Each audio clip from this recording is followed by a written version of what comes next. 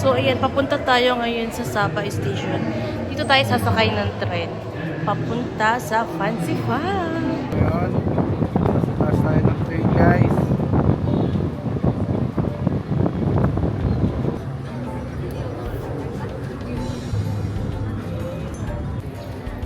So hi guys, andito na tayo ngayon sa Fancy Fan, pero hindi pa ito yung summit. Tingnan nyo naman guys, zero BT.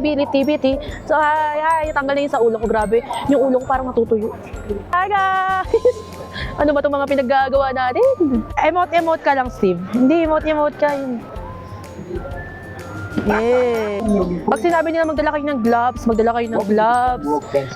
mag-popper jacket kayo, maglagay kayo ng sa tenga kasi malamig. Ingal.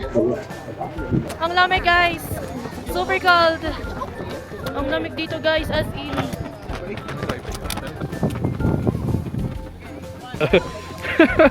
Let's train up sa Vietnam. Guys, nandito tayo sa Fancy Fan. Welcome to La Trinidad, Benguet.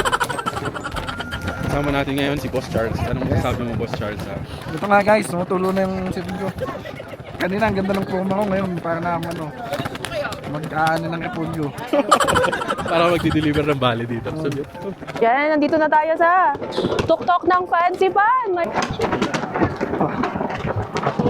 Sa mga oras na nga na yan, nalimutan ko na mag-vlog. Kaya naman nag-focus na lang ako bumaba kasi delikado rin talagang pababa dito sa Fancy Fan. Mas okay na din talaga sa Klook mag-avail ng kit ng Fancy Fan para hindi na hassle. In-avail nga namin round trip, monotrail at saka cable car tsaka isang one-way tram to pick. In-avail na rin namin yung lunch buffet nila. Legit ang daming pagkain at sobrang sarap dito. Dahil tanghali na rin kami umakyat, okay na rin na dito talaga kami nag-lunch. Pag pupunta kayo dito, magmakapal na jacket talaga kayo dahil sobrang lamig talaga sa taas at hindi na ako uulit bumalik dito sa taas ng Fancy Fan. Ayun lang, enjoy!